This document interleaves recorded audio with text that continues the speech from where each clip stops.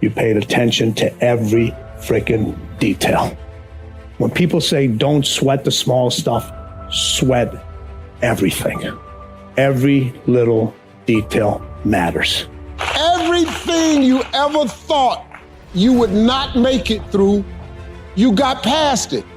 Now, if you're currently going through something right now, guess what? You're going to get past that too. It always works that way. You always do. Don't manage time, manage focus.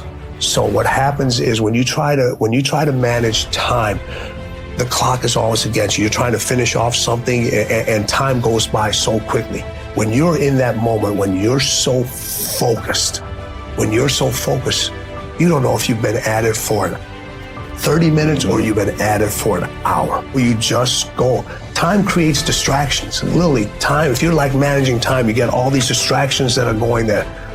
What does focus do? It blocks them out. So don't worry about managing time. Manage your focus. Be in that moment when you're in that moment, and then you'll get so much more done during that time. Time tells you to stop. Focus tells you keep going. When you focus, what do? You just keep going. You just keep going. You just keep going. You have to make sure that your dreams, your aspirations and goals are so big that not accomplishing them is not an option. It's just not an option. Through all the things I've gone through in my life, I had a lot of downs. How did I keep the faith? There was a couple of reasons. I know from living that if you quit, whatever you're trying to accomplish can never happen. There's not even a remote possibility. If you quit, there is no chance of it popping back up again, coming back later. Quitting is guaranteed failure. Now, when you're trying, you're going to fail. That was the number one thing I understood. And then number two, you have to want something so big that it wakes you up in the middle of the night. You have to want something so big that you think about it all the time. You have to want something so big that it drives you to wake up when you don't want to. It keeps you up at night when you long been sleepy. It makes you show up, do things you wouldn't normally do. It requires extra. If you want to be extraordinary and not ordinary, if you want to be ordinary, live your life. But if you want to be extraordinary, you have to be extra.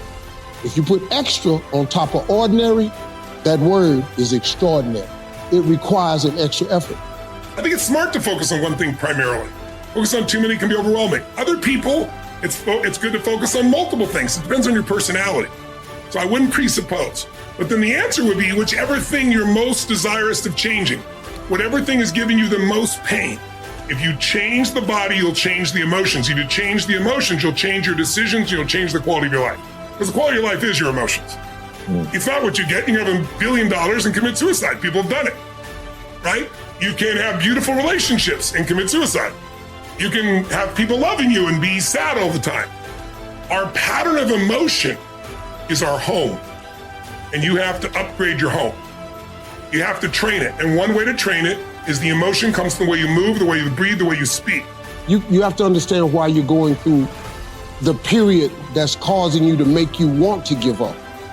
See, the devil has one mission only, is to rob you of your destiny. That's the devil's only job. If he can get you to give up, you have been robbed of your destiny. If he can get you to become a criminal, he robs you of your destiny. If he gets you to never follow your dream, chase your dream, he robs you of your destiny. If he causes you to think that this is all my life is, he has caused you to rob you of your destiny. When you have thoughts that are negative, that's not God, that's Satan. He's doing everything he can to keep you from being who God made you to be. You gotta get focused, man. You gotta understand that this hard time that you're going through, everything you're going through is preparing you for what you have.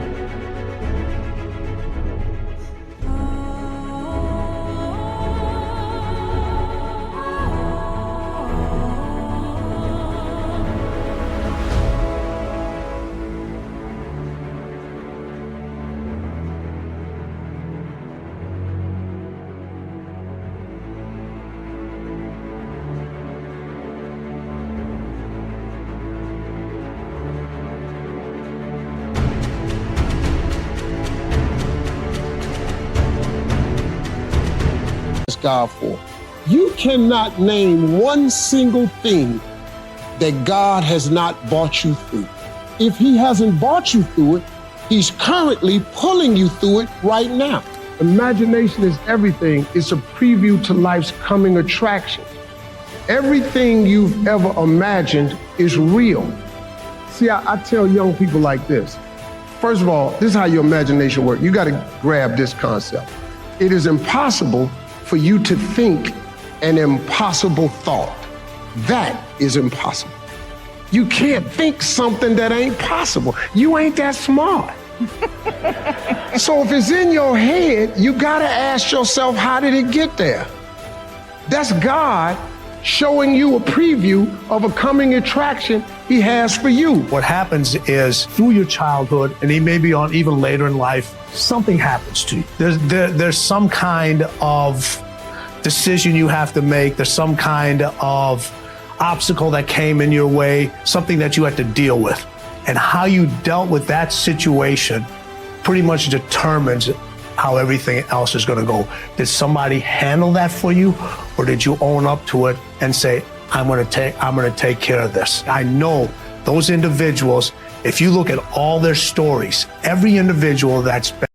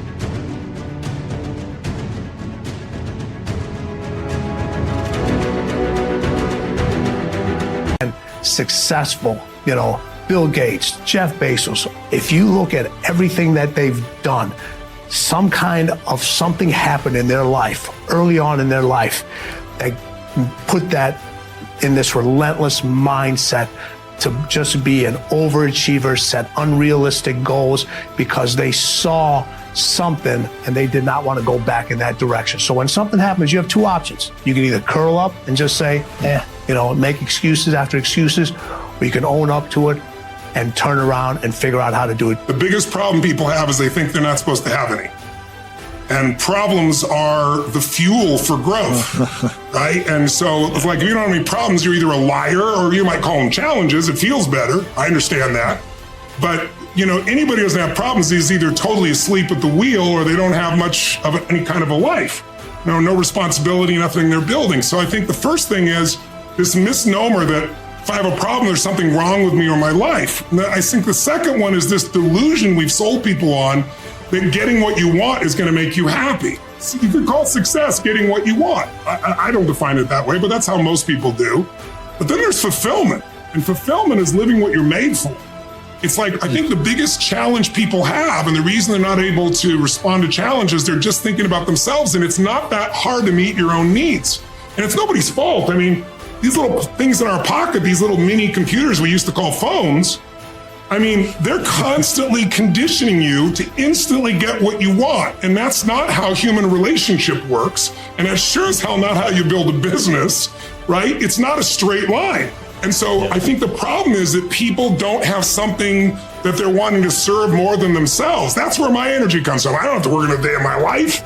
And then I think the next problem is that people think they have to know how. I call it the tyranny of how. You get all excited, I'm gonna do this. And then your brain goes, I've never done it before. Oh my God, what did I say? I don't know how to do this. Martin Luther King had no idea how when he did his I Have a Dream speech. In fact, his wife was the one that pushed him because he was uncertain, right? The real history, it's pretty interesting. But the bottom line is he gets up there and he gives his vision of how it can be done. He talked about what needs to happen and why. If you can figure out what you want and why you want it, and you get strong enough reasons, reasons that'll drive you late at night. It'll get you up early in the morning, and the reasons are different, right? So you got to find your reasons. But if you know what you want and you get a big enough why, now you'll figure out how to do it. But if you start with how, the small brain, the fear brain, I don't know what to do, I don't know where to go. I don't know what to do 90% of the time either. I know what and why, and then I try something. It doesn't work, I try something else. No, there's something else. Now I speed it up by learning from the best. So my life is really about learn from the best, but I don't start with the how.